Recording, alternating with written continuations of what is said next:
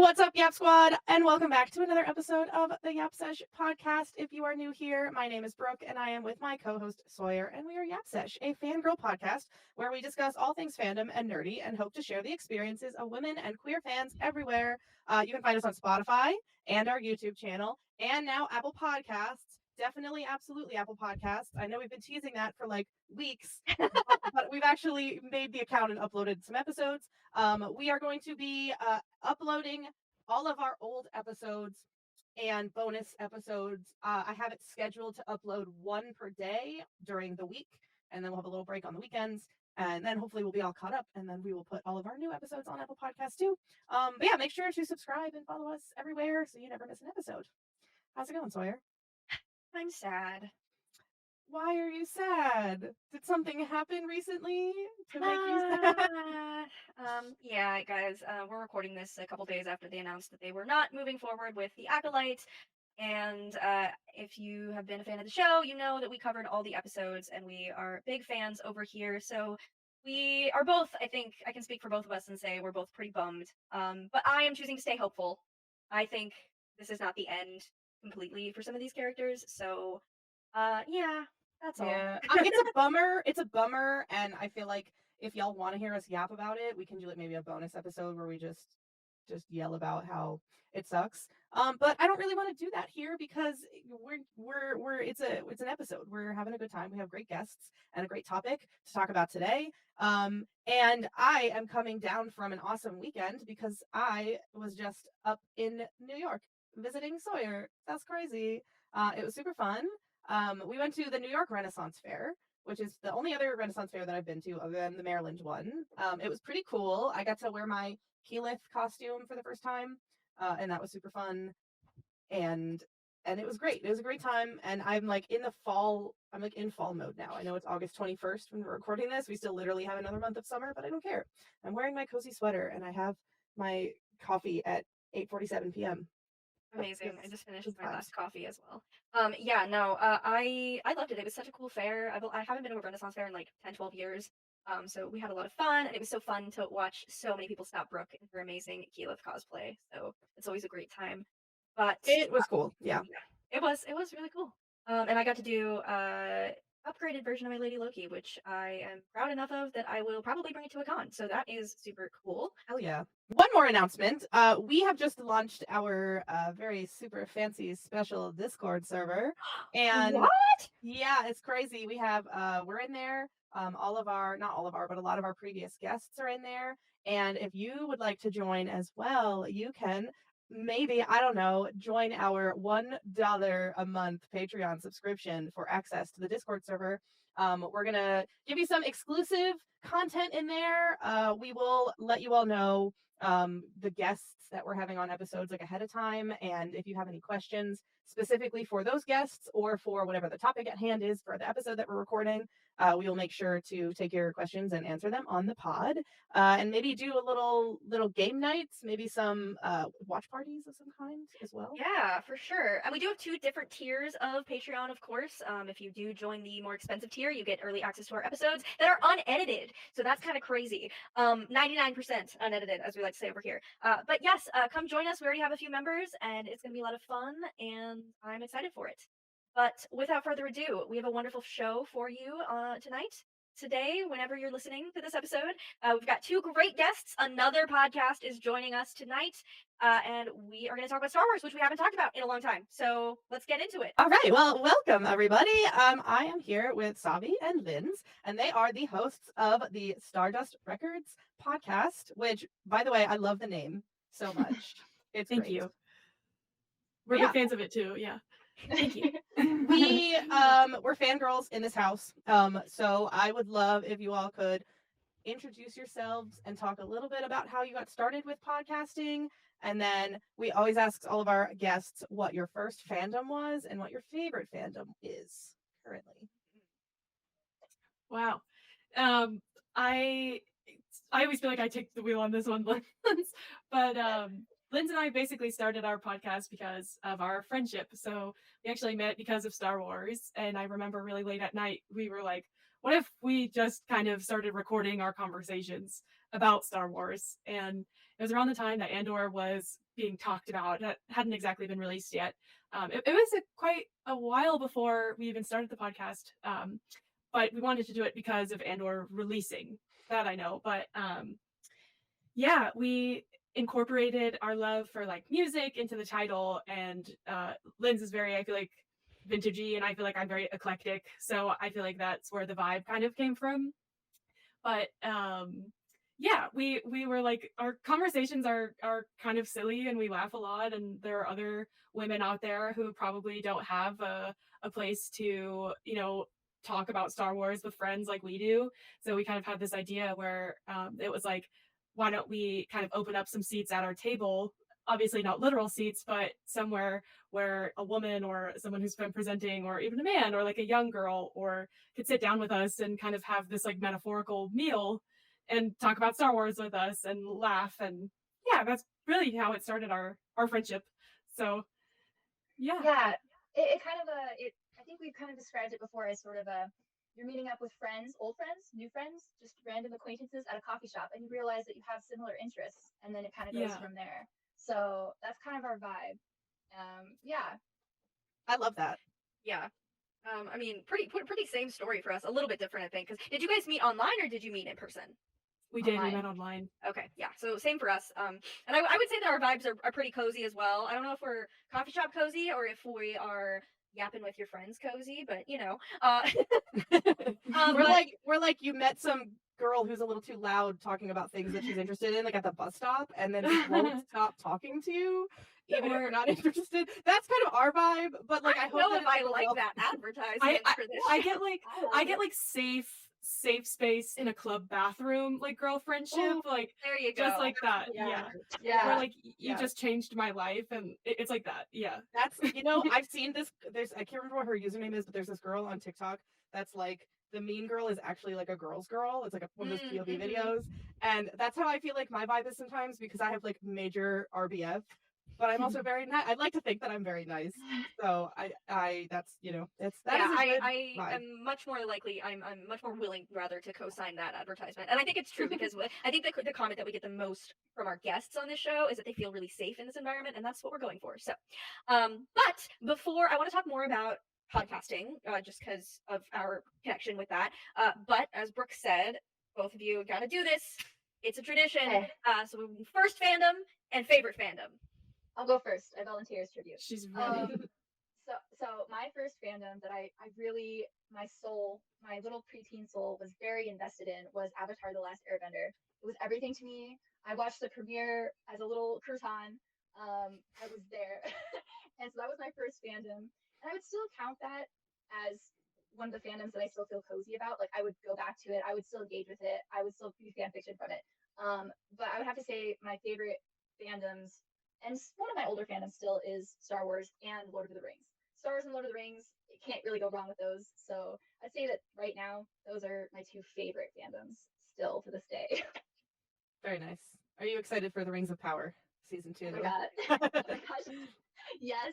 I'm so excited. I've been adding to my like library of Tolkien books. I already had a pretty decent library, but I've been adding to it recently in anticipation to like have all the resources to look through for all the like, I don't know, Easter eggs and stuff in Rings of Power and references. So I'm so excited. Nice. How about you, Savi? The first fandom wasn't so different, but instead, like first fandom that I actively engaged in was The Legend of Korra. I loved The Legend of Korra. I had like a Tumblr for it. I was a big fan of the Red Lotus characters, like Minghua and them, and that was like my first introduction to fandom. I feel like right now my favorite fandom outside of the Star Wars fandom is the Interview with the Vampire fandom. I'm a really big fan of the Immortal Universe. Reading the books right now. I love the seasons that have been released already. I'm so excited for season 3. It's my favorite Lestat storyline. So the fandom is just like really fun and silly, and like loves the actors so much. And I got to meet some of them at San Diego Comic-Con because I like camped out at the interview panel, and we're all kind of like giggling and laughing. But it's really fun. That one has definitely been super welcoming. Cool. Yeah, that's one thing that I have not dove into yet, but I always say I can't be chill about anything. So I'm always Yeah. afraid to start something new because I know the brain worms will just get in there, and I'm like, Oh, I gotta take my time with these things sometimes. yeah. Well, the thing is about like interview is that it like you're guaranteed to go a little insane because Yeah. it's not your like typical television show. Your morals kind of like get thrown right out the window, Mhm. and the characters are really difficult and crazy. So I've had a couple of people tell me like that they didn't know that I like had that part of me inside of me hiding.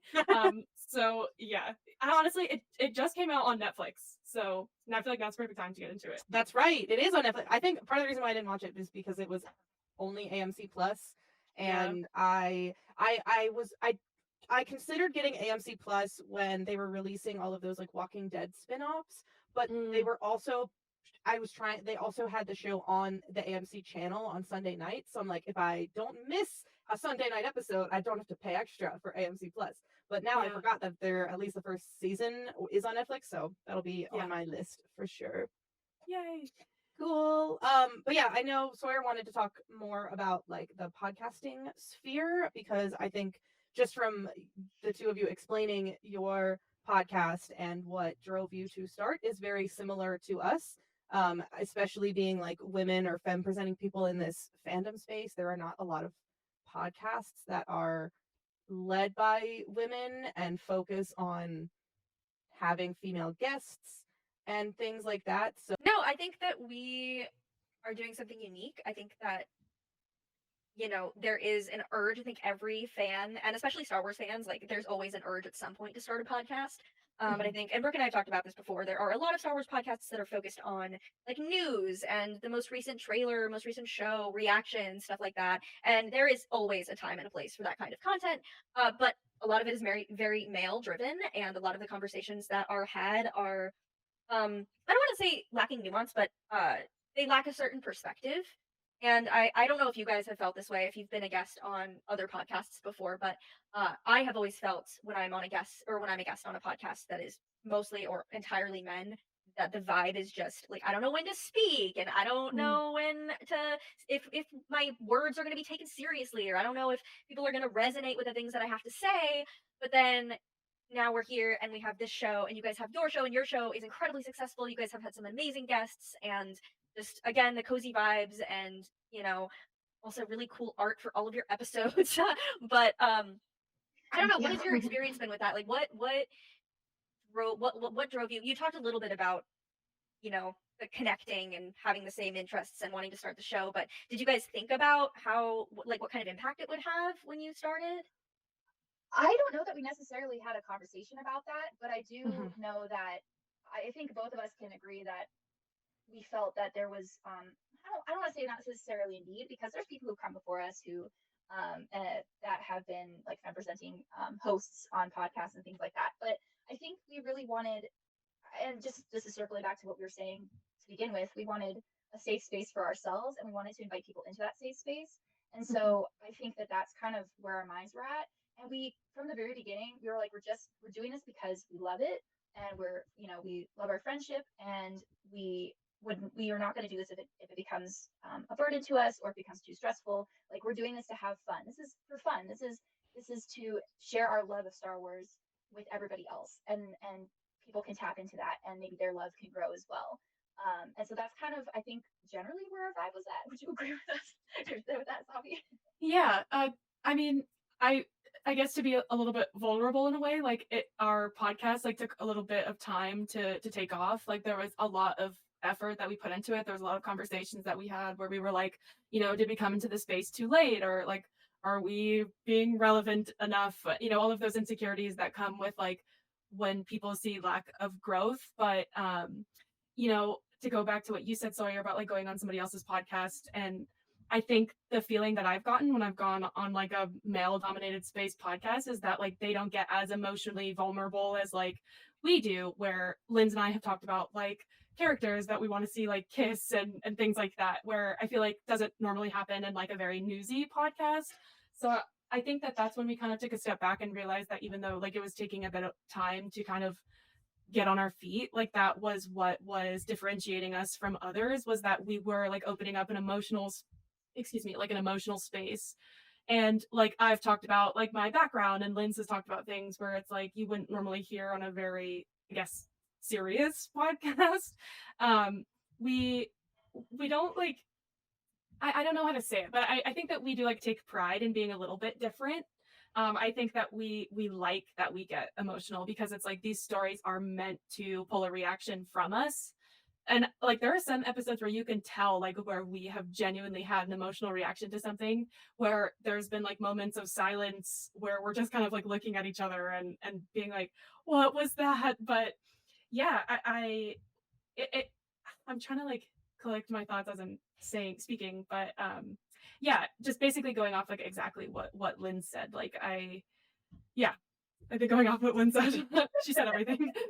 Something that I think about too that I think makes a podcast like Gap Sesh or Stardust Records feel so much safer is like I come from being on like short form content platforms. Like I started Mhm. making content like really regularly on TikTok, and it's really easy for someone to watch a 30-second, 1 minute, 2 minute long TikTok or reel or YouTube short or whatever and immediately go into someone's comments and criticize what they're saying or insult them or whatever. It takes a lot more effort to seek out a podcast that's more long form content and sit through, the hour and a half of the episode and do the same thing. Now, I'm not saying it doesn't happen. Like, shout out to whoever, I don't even know, I'm not even going to name the YouTube channel that combed through one of our videos and used clips from our videos to talk about Star Wars being woke trash or whatever. I don't even know. I didn't watch all of it. So there are people that will still leave hate comments without, even listening to the episode. Our very first episode we posted on YouTube got a whole bunch of comments. But it feels safer to me because there's a lot less of people doing that. And I think the people that are actually listening to us and taking the time out to catch up with our episodes and listen to each episode are people that are genuinely interested in what we have to say. I don't know if you two feel similarly, but that's just kind of like it makes me feel safer to be be in that vulnerable place where we can talk about like heavier topics or our feelings or whatever it is, if it's related to fandom things or just like personal.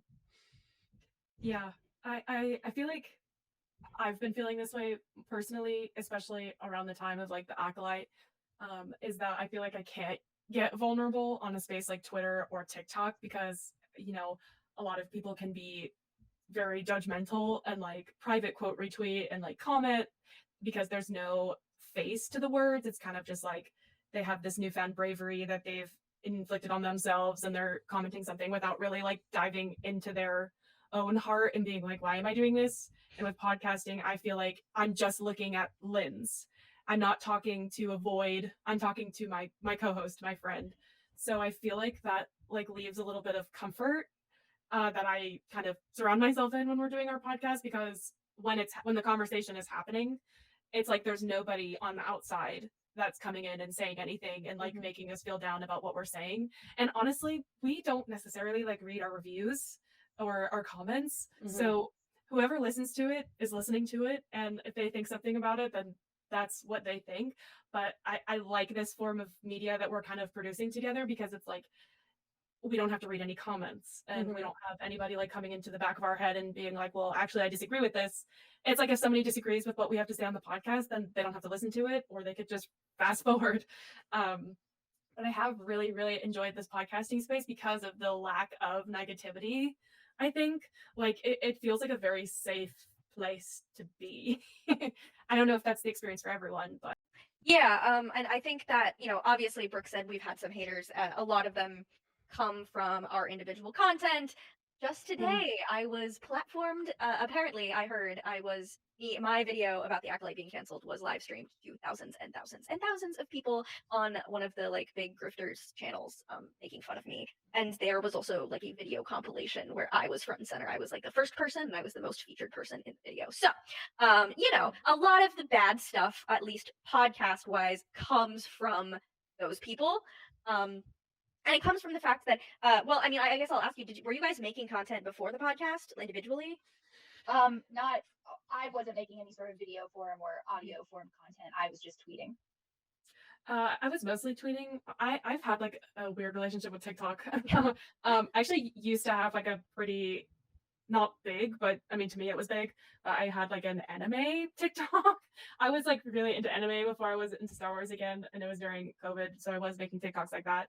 But I got hacked, and I was never able to access it again. Oh no. But I started the Star Wars one, and I'm still trying to. But so long story short, yes, to answer your question. But but I You will were say, listening? like, in terms of like haters and like, being targeted, I would say, and I think we would all agree with each other on this, it has not been, I've never seen it this bad. And I've been on Twitter, Mhm. I've been on Star Wars Twitter since 2019. I remember Rise of Skywalker. Okay. I Yeah. have not seen this much hate in my comments and other people's comments ever. Like, Mhm. Yeah. I've had so many, and I know it's been worse for some other people too, but one of the recent posts that I made, I was scrolling through it because I don't have my notifications on, but I thought I'd check up on it. And it's Mhm. just like so many comments, just garbage, like just hate, hate, hate, hate. And I'm just like, what is this? Yeah, Yeah. it ebbs and flows. I have time. I've kind of, I don't want to say distanced myself from the Star Wars fandom lately, but I've just branched my content out or to talk about a lot of other things. But especially the last few months with the acolyte, I these people just have to be searching the acolyte or hashtags on Yeah. Twitter just to respond, and it's like it's so interesting to me that people will spend the time to do that. Like they're so bothered that someone else can just enjoy something or be upset that something gets canceled or whatever. Like I saw someone tweeted something about like, the incels are gonna, be cheering for whatever for the acolyte cancellation. And there's like 300 quote tweets all like calling this person a dumb bitch and saying, I'm not an incel, I just think it's a bad show and bad writing, but also you're a dumb bitch. And it's like That's awful. two things can exist at the same time. You can not like something and criticize it and also still be an incel. So there's that. Exactly. Yeah. Yeah. I remember I had tweeted something like as innocent as liking a very specific scene in, I think it was Acolyte episode 5 where May cuts her hair, and people were calling me like the R word and saying that I was like a whore, and somebody said I was a skin walking whore, which is the most like interesting insult I've ever been called in my whole life. But I was like, that's crazy to call somebody that in their like in their Twitter comments over a scene of somebody cutting their hair. And like people are getting DMs, and I have mine turned off out of fear. And right now my Twitter is actually private because of like really recent events of like people have been screenshotting me and like talking about me in ways that like are not true, and it's just like a very comforting feeling to have it be private right now. But Yeah, yeah, absolutely. something I just feel like shifted, and it being canceled is like somebody said it felt almost like a little bit of a win for the fandom menace. Mhm. And it does feel a little bit like that, if I'm being completely honest. But it's like I don't know. I was talking to my husband and I was like, I feel like this is the first domino, at least like, or a bigger domino, and to what it leads to, I don't know. But yeah, it's been a little weird. Like the fandom has felt very foggy, if that makes any Mhm. sense. I don't know. Agreed. It's not great. But we have some spaces, our podcasts. This is kind of why we started these things to begin with, is to create that space so we can talk about things that we love and enjoy and hopefully keep most of the negativity and hatred and toxicity and all of that stuff out of it. It's always going to be there, but I think there are ways that we can protect our own peace. I know, like for me, I block a lot of accounts. I give myself social media breaks, or if I see something I block or mute them so I'm not even tempted to reply, kind of deal. Mhm. So it sucks because there's really no avoiding it, but we have created some spaces where it's a little bit more safe, a little more welcoming, and because of that we are here to talk about the women of the rebellion, which I thought was a great topic and is Star Wars things that is something that's not making me sad right now. So Yeah. I'm struggling. I'm not gonna lie. If I feel like I should have disclaimer. I'm listening. I'm just having a moment. You can Like I have your said, moment. Yeah, I appreciate the honesty. We always ask our guests to pick a topic for the show, and when I asked you guys what you wanted to talk about, you first said Andor, and we love Andor in this house, but another suggestion you had was talking about Women of the Rebellion, and I thought that was a fantastic topic because this is a show about the feminine side of fandom and the feminine aspects of fandom, and what we are all Star Wars fans, and it is so, so, so true that women are at the forefront of rebellion in these stories, and that's been present since the beginning of Star Wars, which is a little bit rare, and it has had quite the impact on the way that these stories are told. So, thank you guys for bringing that topic to our attention. But I wanted to start by asking, what was everybody's first female Star Wars character that they looked up to, and why did you gravitate towards that character? And anybody can go first. I'll go first, so nobody takes it. No, I watched the original trilogy first. So as an impressionable young preteen, of course Leia was the person that I was drawn to immediately, especially because I wasn't able to watch the prequels closely after. I had to wait just a little bit to watch them, and so all I had in my brain was Leia. And I yeah, so that's the first Star Wars female character I was really drawn to. Do you have any favorite stories with Leia? Honestly, she shines in everything, but I would have to say I really like there's comics that cover the time between Empire Strikes Back and Return of the Jedi, and I really enjoy all of her storylines in there and kind of her efforts to find Han while also balancing like her role in the rebellion at the same time. I really, really love those like times because she's without Han, so you kind of see her without him, and you get to know her as a leader in the rebellion without him around. And then also, like I said, she grows to love him even more in that year. What about you, Savi? Um, I feel like I really resonated with Jin when I saw Rogue One for the first time. I just loved that she was so unwilling at first and how she kind of had to take a lot of convincing and how she wasn't like this traditional hero that kind of jumped into the fight. Like it took inspiration from those around her at first. I loved her like firecracker Enos, I guess. Like I like that she was kind of really defensive and like her fists were up a lot, and I just feel like I resonated with that a little bit. And how like emotional her scene was in the war room where she kind of reiterated what Cassian said at the beginning of the story. I think my favorite story with her is actually it's a non-canon cartoon. I'm forgetting the name of it. It was like Forces of Galaxies Destiny? Yes, Forces of Destiny, Yeah. where she saves the Tuca cat and she brings it back to her owner. And I loved seeing that like little helpful side of Jin. And then also there's like another one where she helps Sabine, and like Sabine needs something that like Jin was gonna steal and sell for money. And then like they kind of came together and Jin gave it back. I don't know. I just love I love that she's not like the traditional hero. She's kind of this like pint-sized, you know, creature of the night. I like to call her, but like she's silly and sassy, and yeah, she really called out to me.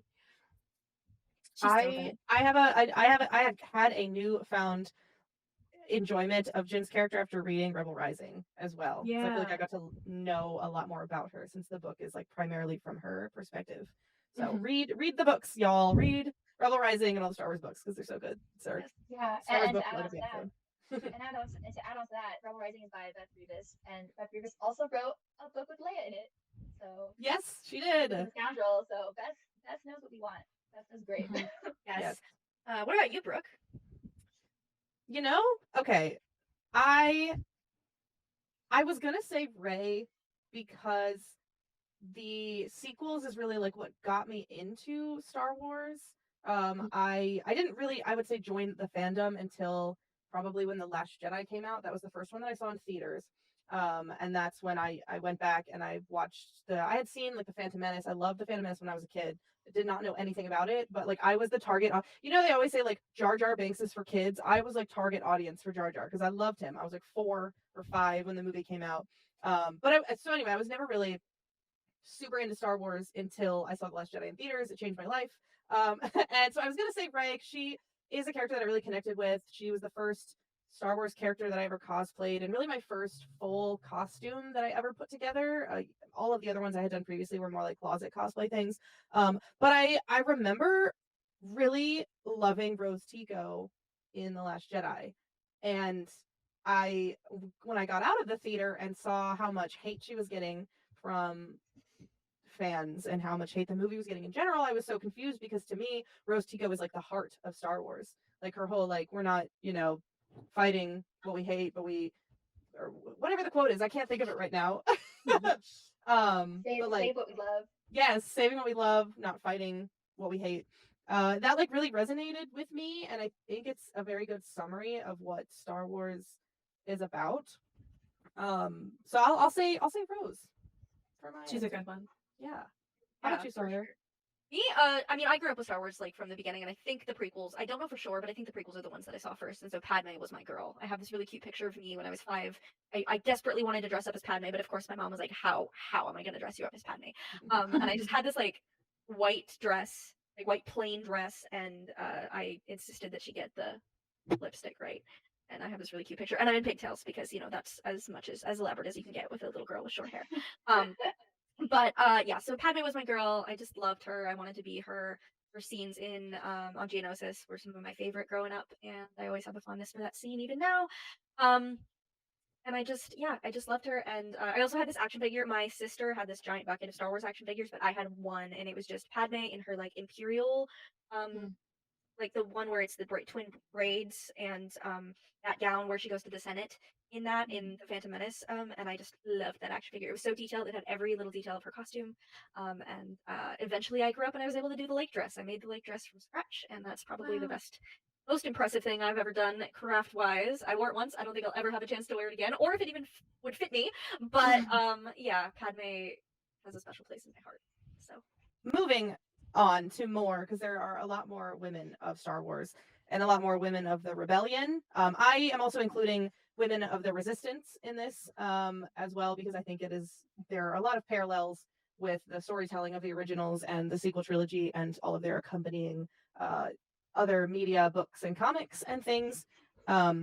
So I feel like we could spend a lot of time on characters like Leia or Hera, Ahsoka, but there's other women that I would love to also highlight. Um, as I was going through the list, I realized how many of them that I missed. I missed adding in like all of the women of Andor. So I'm like, that's a show that exists, and we're getting a second season really soon, hopefully. But yeah, what are besides like the main figureheads of the women of Star Wars? Who would you who are some other characters that you love from like this time period or that are involved in the rebellion?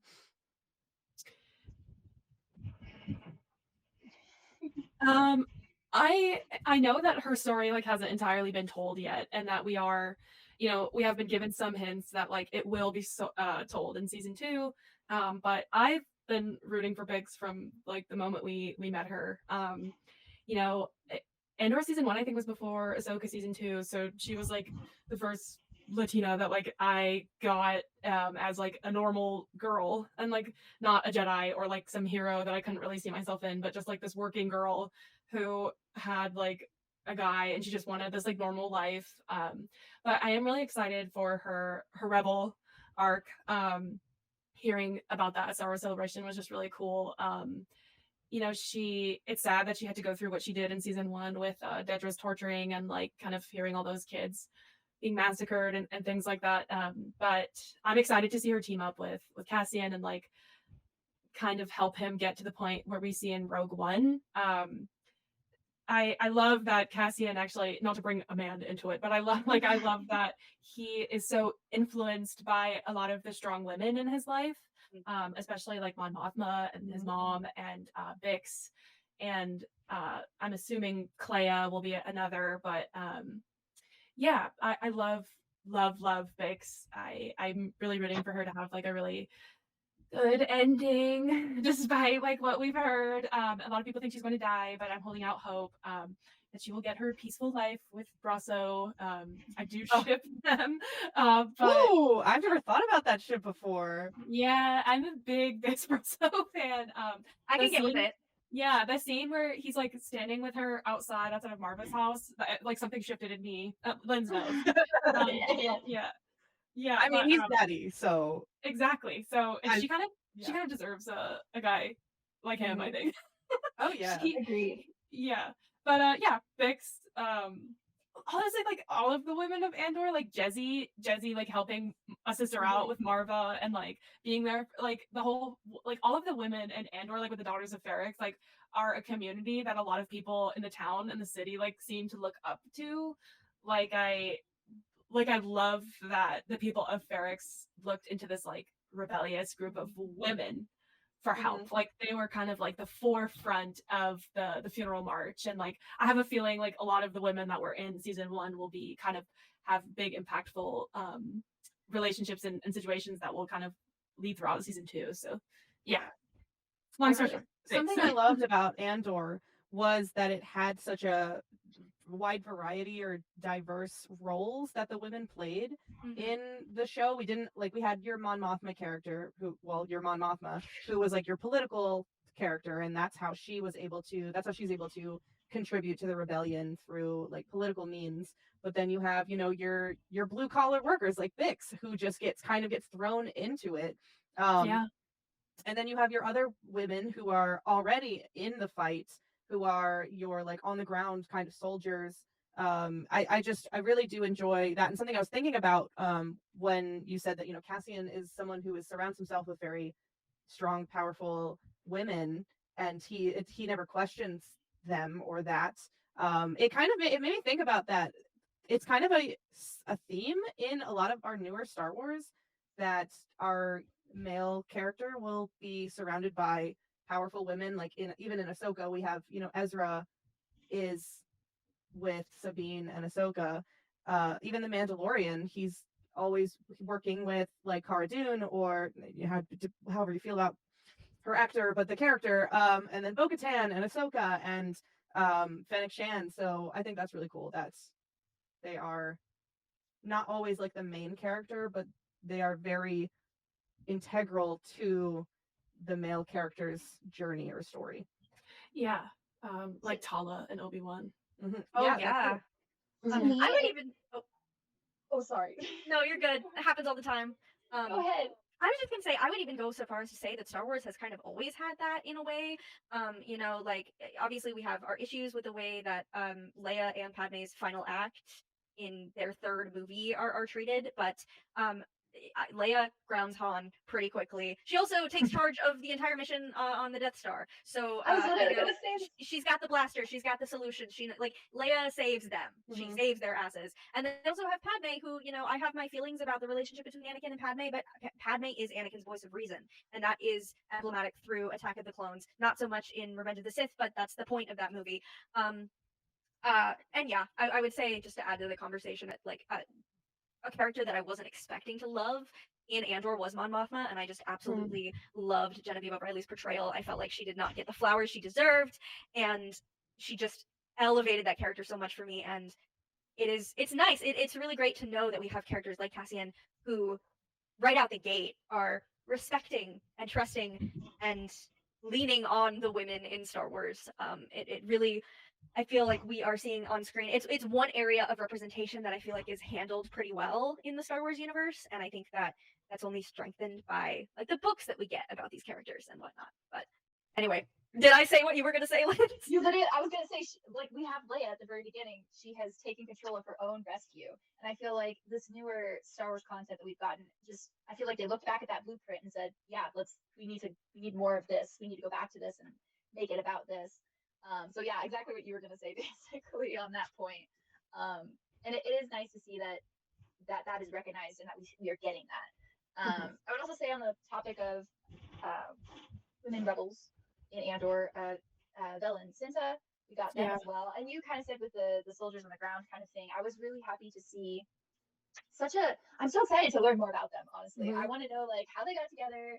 Like, they're from such different backgrounds. Like, how did they kind of find a common ground between them? What kind of pulled them together? I would love when Andor is over to perhaps get a book about them, just the two of them, and like the beginnings of their relationship and whatever missions that they were sent on. I feel like that's a possibility that we could get. Yeah, I was really happy that we got their relationship, and just it didn't feel heavy-handed. It just felt natural. It felt very real, like the conversations that they would have between each other. I really enjoyed the way that it rolled out, how it was presented, and how we didn't know about Vel's lineage, or like, who she really was until later on in the series. I thought that that was a really cool way to connect her to the rebellion and differentiate her from Cinta's origins as well. So I don't know. I just love how rich these character stories are, even though we've only gotten so much of it. Like, I just feel that they're very real, and they're very, like, I don't know, it's a really good representation of like what a woman is and what they would be like in this situation. And yet, as you said, like, we get them in all different aspects. We have our Mothma, the politician, we have those soldiers, we have Vix, who's just trying to live her life, but she also, wants to help the rebellion as well. So I don't know. I love the way that Andor depicted women so much. I can't wait for more. Yeah. Go ahead. Oh, well, I was just gonna add on to that. Well, like with Belle and Cinta, I kind of love that they're in a relationship, and that one is kind of struggling to balance the rebellion and the relationship. And the other is like kind of begging that, they want that this sense of normalcy, that like, no, the relationship comes first, the rebellion comes last. So it'll be really interesting to see that dynamic kind of explored on a deeper level. But I love that Cinta is giving this different perspective to Vel about like the rebellion and like the harshness of like the world, because whether Vel likes it or not, she was born into money, and she probably had like a different experience growing up than Cinta did. Cinta was probably less fortunate. So they're offering like two different sides of the story. So that's a really interesting aspect that Andor, I feel like, has brought into the story, is that like not everybody from the rebellion is from this like is from the same background. Like they're all joining for different reasons, and I love that. And I always think about it with Marva.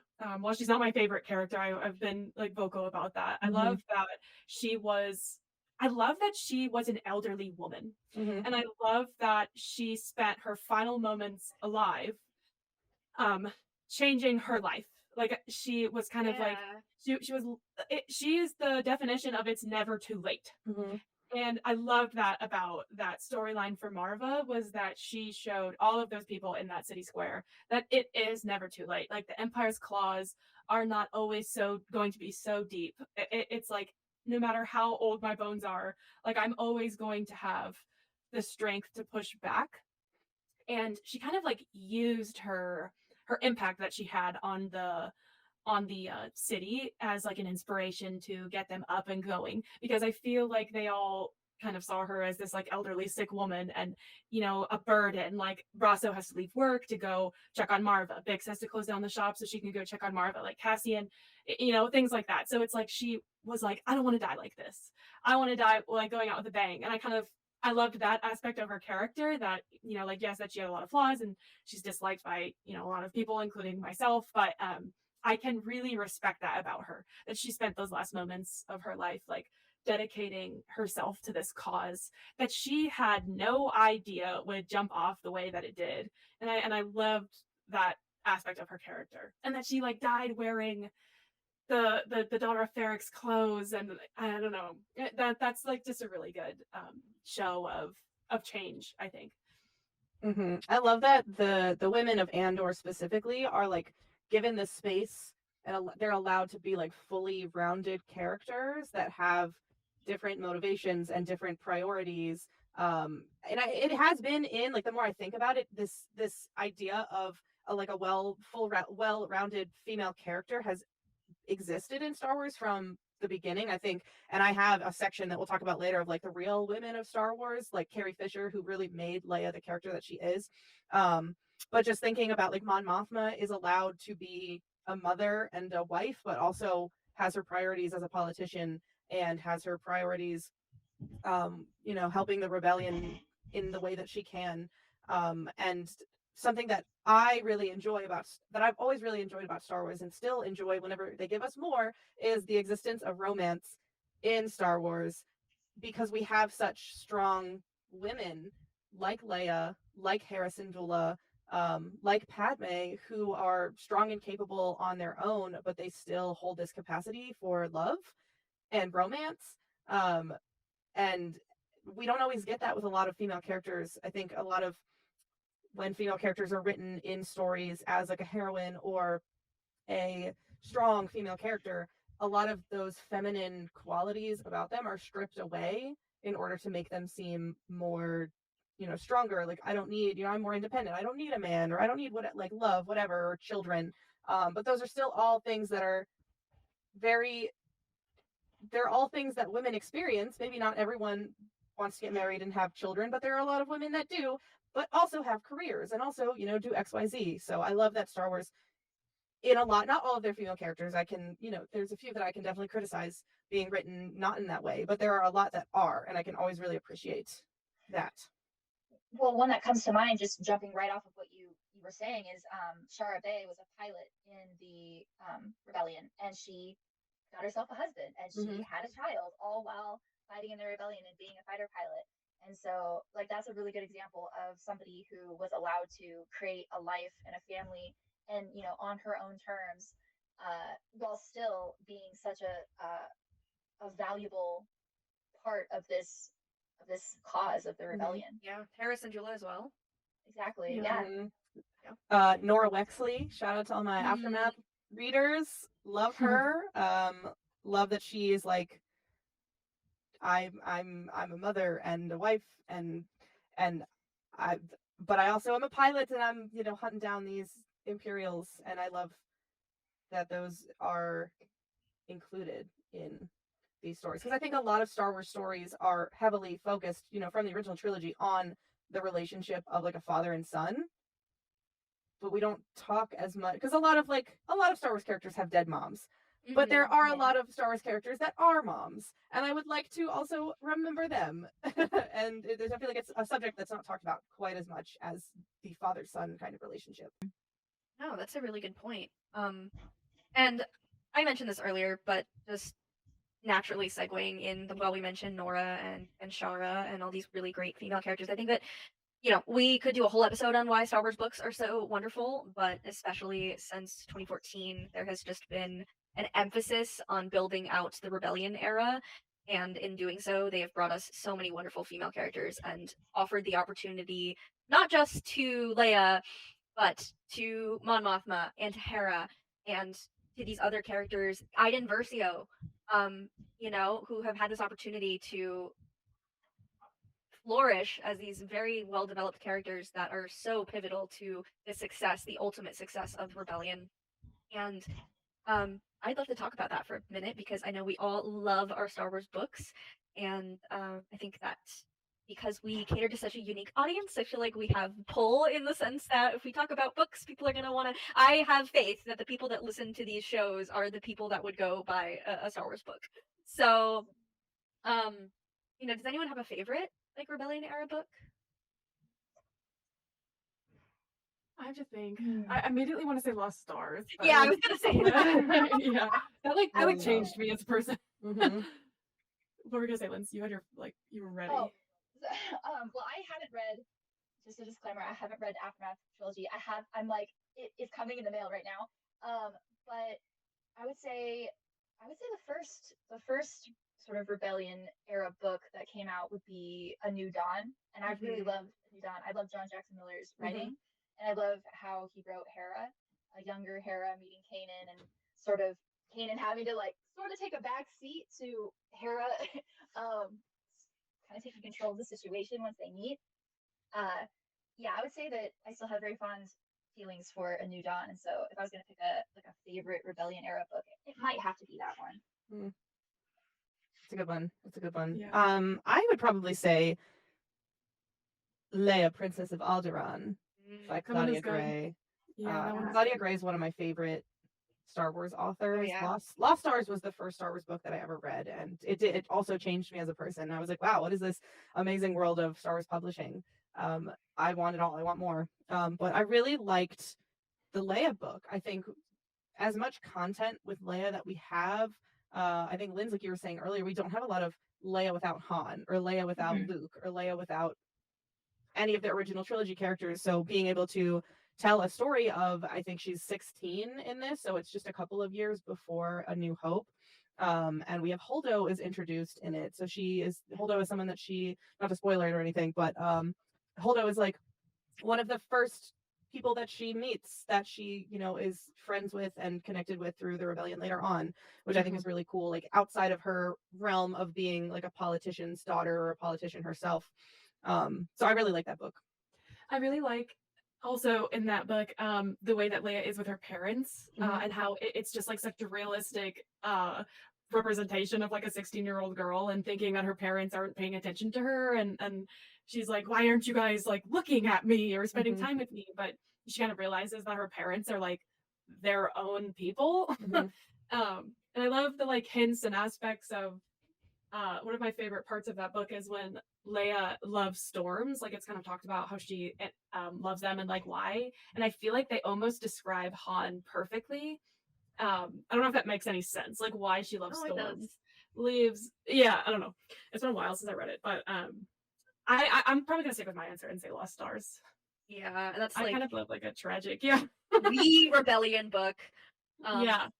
Rebellion era book rather. But Yeah. Please please, we need a sequel. I always say that Lost Stars is such a good entryway into Star Wars books because it is familiar. If you're new here or you're listening, the Lost Stars is it is the timeline of Lost Stars is like runs kind of congruently with the original trilogy. However, it features two brand new characters that were not in the movies, not in any other media. They were introduced specifically in this book, so you get to see. And it I don't remember. I guess it came out before the From a Certain Point of View books, but it is kind of like a full novel version of the From a Certain Point of View stories with these characters, which I love. And you don't have to have a ton of knowledge about Star Wars. I lent it to one of my friends who I had just watched all of the Star Wars movies with, and she had not seen, I don't think, any of them prior. And I was like, you're gonna really like this book, even though like you don't have to know a lot about Star Wars. As long as you've seen the original trilogy and know a little bit about it, you're gonna enjoy it, because it's just a really, outside of Star Wars, it's just a very good story. Yeah. I just also loved Sienna's like stubbornness, which I feel like is why we definitely need a sequel for them. Because I need to know that like she has her entry into the rebellion, but I want it to be entirely her own thing if they do go with a sequel.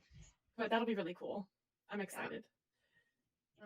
But one thing I just wanted to touch on real quick before we change gears, though, is like I love that you mentioned Leia and her love of storms and how you felt that was described in a way that could be reflected onto Han. I think that something that is so incredible about Star Wars books is that a lot of the time the authors are like diehard and lifelong Star Wars fans, and they really rely on the fandom and the community to kind of help them write these stories and incorporate things. And so, like we had Katrina Dennis on the show a few weeks ago, and she shared this really cool anecdote about how Mike Chen talked to her about Ventress related things so that he could sneak in just a quick little Obi-Wan and Ventress moment in the book.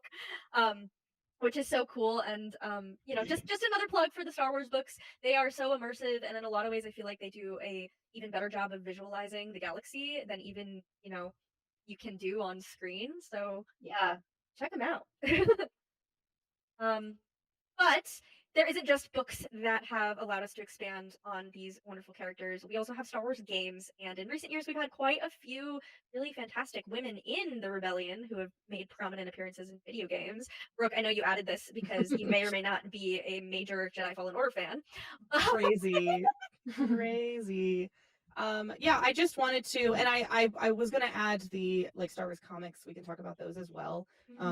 But there are so many other areas in the Star Wars world of media that have really awesome women characters. Jedi Fallen Order was like the first Star Wars game that I played, and I fell in love with Marin immediately, who becomes more of a prominent figure, not prominent figure, but she becomes more involved with rebellion related things in the second game. And I really liked Seer as a character as well. But I also played, I don't think a lot of people played the Battlefront 2 campaign, and I love Iden Versio's character. She is an Imperial defector. So you start the campaign as an Imperial, and then lots of shit happens. and her and oh my god, what's his name? I lost it. Dell. Her and Dell end up, they both defect to the rebellion, and the rebellion at the time was kind of like the more the merrier.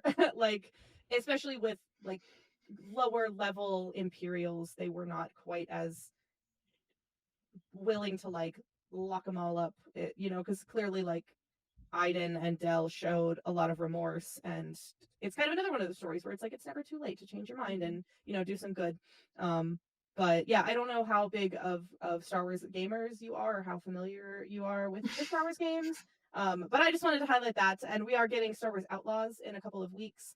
That is being released, and I'm excited because it sounds like the story is going to be mostly focused on the Outlaws, or like the Star Wars kind of underground criminal world.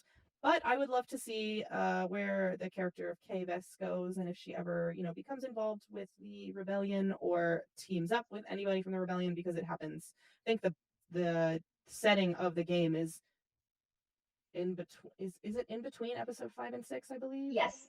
Okay, It cool. takes place between Empire Strikes Back and Return of the Jedi. I am also really excited for Outlaws, especially because of what Umberly said at San Diego Comic-Con, that Kay is kind of the first story that's very different from what we're normally getting. Like, she's not someone who wants to join the rebellion, and she's not someone who wants to join the Empire. She's just kind of her own thing. And I love that because, Cal is very, I'm a Jedi, like I know what I want to do, like things like that. And I kind of love that Kay is just this like, I don't know, like kind of just want to do my own thing. She kind of reminds me already, just like from the clips we've seen, and like I'm really talking about her, kind of reminds me a little of Dr. Aphra in like the vibe. Yeah. The kind of like I'm here for myself mostly attitude. Yeah. I also think that in that concept, that dynamic works, is almost necessary for an open world game. And so this is going to be the first open world Star Wars game, like truly open world Star Wars game. And I think that I anticipate that there will be like multiple endings, probably one that is rebellion focused and probably one that is empire focused. And I don't know. I mean, I don't know if there's going to be like a true ending or not, but I kind of hope not, because then everybody gets to have their own experience with Kay, who is just in it for herself and whatever she can get out of the galaxy. And her Nyx is so cute. Nyx, little baby. I'm also really excited for Kira in that game. Yeah. Wait, I really don't think I like knew Kira. that. Is she in the Yeah. game? She is in the game. Yeah. Sorry, I don't think it's a spoiler. It's pretty well She's in known. the trailer, I believe. Okay, Really? okay. What? I must have missed that. What? Yeah, Kira. She's also on the poster, I think, now. Oh my god, I had no idea. Okay, yay. That's amazing. Yeah. I don't know if you guys have read Star Wars Bounty Hunters, but that has like amazing female characters in that. And we got to interview Ethan Sachs, and he like put a lot of care into characters as small as like Valence's ex-girlfriend, where he like actively made decisions where like he like wanted to do what was best for her rather than what was best for Valence. And I loved that. Like, I love when a writer is like, especially like a male writer who has a lot of control over female characters, who's like willing to like goes out of their way to ensure that these female characters are getting like a good story. I think. I don't know if that made any sense. No, No, it does. It totally does. Yeah. It was really refreshing to read, especially with what he wrote with not with what he wrote with the two main characters, Tonga, and I'm forgetting her partner's name. Oh, It's killing me. But yeah, they have like a fantastic ending. And even Cadelia, yeah, I really recommend it, especially for people like wanting to branch out into other parts of the Star Wars timeline. Yeah, comics are great. I need to catch up on a lot of them. I go to my comic book store every single month and pick up so many comics, and then they all end up somewhere on this like bottom area of my shelf. And I'm like, one day I'm gonna just binge all of them, and it'll be great. And then I'd say that every single time I go to the comic book store. But I don't want to stop supporting my comic book store, so here we are. But I didn't want to end this conversation about the women of the rebellion without highlighting some of the real women that have brought Star Wars to life. I wanted to specifically highlight Marsha Lucas for Yeah. for re-editing the original Star Wars film before it was titled Episode 4: New Hope, because the audience reaction to the test footage of the first cut of the film was not great. And I think even George Lucas would say that she saved the movie. Yes. And then of course, without Carrie Fisher, we would be nowhere. Carrie Fisher, our beloved. Yeah. Someone correct me if I'm wrong, but didn't Carrie Fisher also edit like scripts? Like she helped with the scripts Yes. sometimes? Yes, she was Yeah. a script doctor, which in I guess the industry is someone who goes back and edits dialogue and things, make things sound better. Oftentimes uncredited for the work that they do on said scripts. So the Carrie Fisher did that with a lot of films, not just Star Wars. I think The Last Jedi is the last one that she helped on. But I think it's a testament to how like intelligent and capable she is outside of just being an actor. And I feel like after Star Wars, she didn't act in a lot of things, but was still very present in the industry in other ways. But yeah, there was a lot of stuff I think in the original script for Star Wars that she was like, nah, this is fucking stupid. I want to do it this way, or I want to say it this way. And so we got a lot of Carrie Fisher in Leia, which I love because Leia's that girl. Yeah. And dialogue, I teach pre and post production, and I feel like dialogue is often looked at last by the writers. Like with my students, I noticed that it's not something that they were like very as heavily invested in as they were like with shots and anything else or editing. But like the dialogue, I feel like is what really makes something. So her being a script doctor and like putting personality into a lot of these characters, especially with Leia, like is what made them so impactful, and like why the Skywalker saga is like still going on now, and like why after the 16-year and the 10-year break, like they're back. So yeah, she's an angel, and I still mourn her to this day. Yeah, we all do. She was such a huge part of what Star Wars became, and I think her impact will last as long as Star Wars as a franchise does. And it's really nice that they're continuing with a lot of Leia focused stories because I think she would appreciate that a lot. And I truly believe that she would have been Vivian Lyra Blair's biggest champion. I could not think of a better casting for little Leia than Vivian Lyra Blair. She was incredible. And she had Carrie's spirit throughout, and I think we all miss her a lot. But I don't want to end on a sad note. We could end on a note that would make a lot of men mad and talk about Kathleen Kennedy, because that's also who I had on this list. Because like it or not, y'all, she has been involved with Lucasfilm for a very, very long time, and she's worked with the likes of Spielberg and other really big filmmakers, and that is, what, despite what people might say, this is like, she deserved the position when she was appointed as head of Lucasfilm, and has done a lot, I think, for, and no one's above criticism, right? Especially in like the wake of this whole like acolyte cancellation. But that's kind of a conversation of we can't really place the blame on anyone in particular right now because no one has actually officially spoken on anything. But anyway, Kathleen Kennedy has helped shape what this new era of Star Wars is. And I am a big fan of this new era of Star Wars and a lot of the women that we have gotten out of it with these new characters and these new stories. No matter which way you look at it, the truth is Star Wars was a dead franchise before Disney bought it, and Kathleen stepped in because she had a history with the company and with George Lucas, and she's done an absolutely phenomenal job, in my opinion. She has greenlit.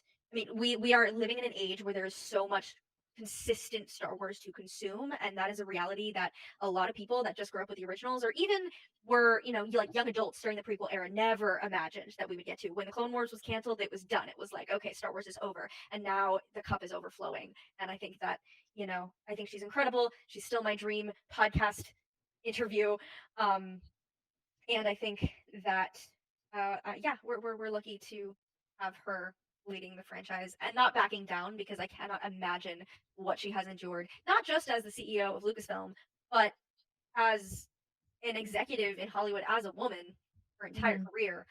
By the way, folks, Steven Spielberg credits Kathleen Kennedy with saving Jurassic Park. So There you go. Mic I drop. also I also really love Kathleen because she's such a big Cassian fan, and like I'm a big Rogue One and Andor person, and I feel like she was really on board with like keeping Andor afloat, like before it even what it is now, like when it was the Cassian and K2SO show.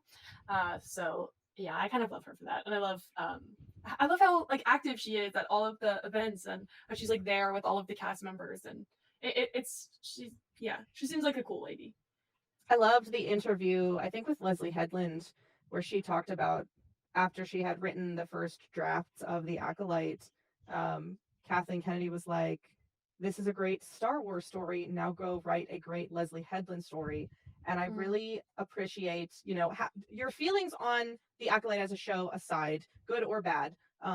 I love that she gave a creative the opportunity to use their creativity to make something fresh and new and exciting, that was different from a lot, if not most, other Star Wars that we've seen before. And I hope that that continues.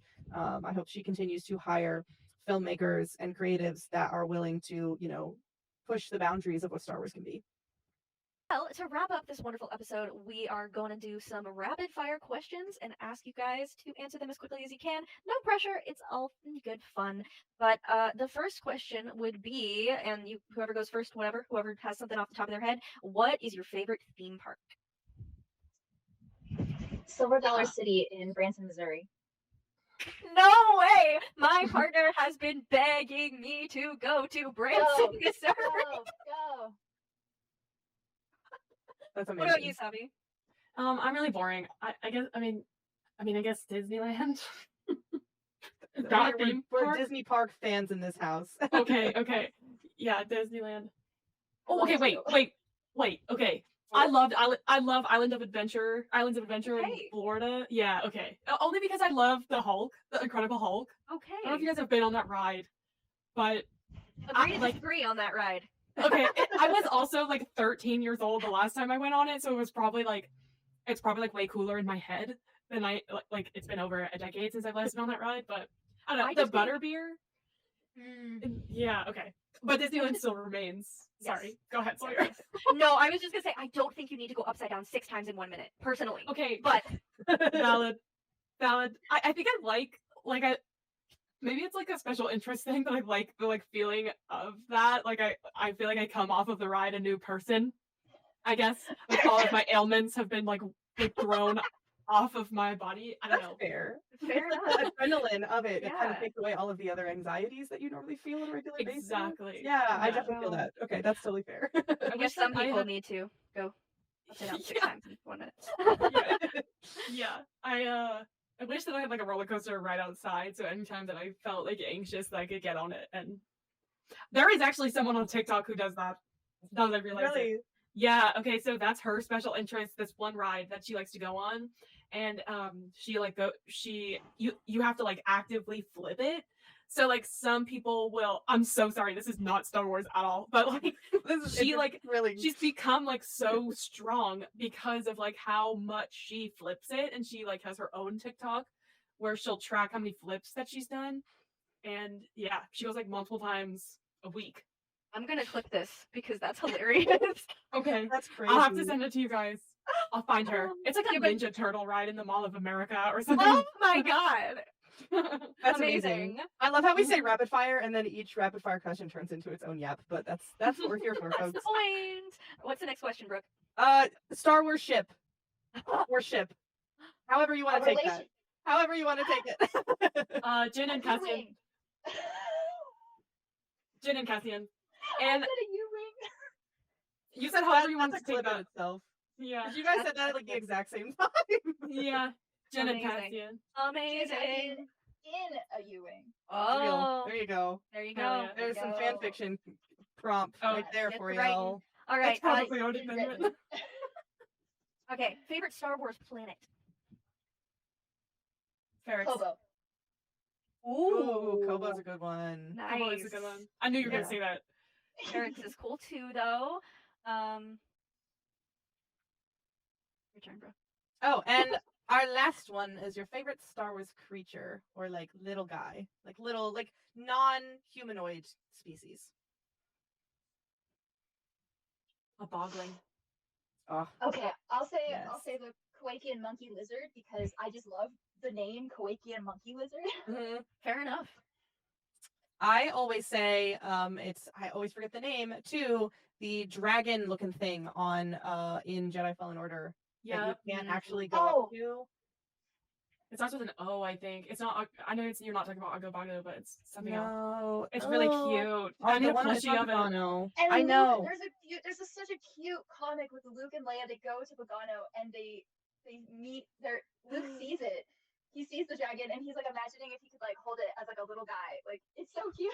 Oh my god, he's so me. That's like every time I Yeah. play Fallen Order, I'm like, it's a binog. That's what it is. Yep. I Yep. obsessed the first time. So I've played Fallen Order like so many times. And there's a specific like little cave that you go into on Pagano, and I kept hearing. I was like, I'm going insane, but I'm hearing like breathing, like something breathing. And then I finally like turned my camera around and I looked up, and the binog is just like staring at you from the hole in the cave, and he's like, hello, and it is the greatest thing, and I love it so much, and I want one as a pet.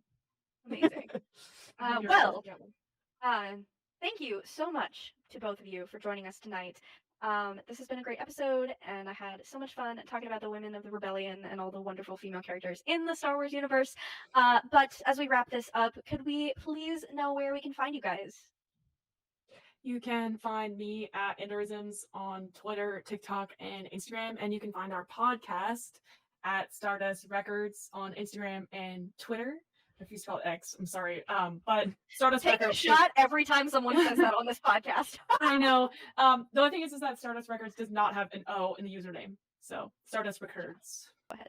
Sorry. And you can find me at Cosmic Love on Twitter and at Rebel Risen on Instagram and TikTok. Amazing. Thank you guys so much. And thank everybody for watching. Don't forget to like and subscribe or follow if you are on the podcast sites. And we will yap with you next time.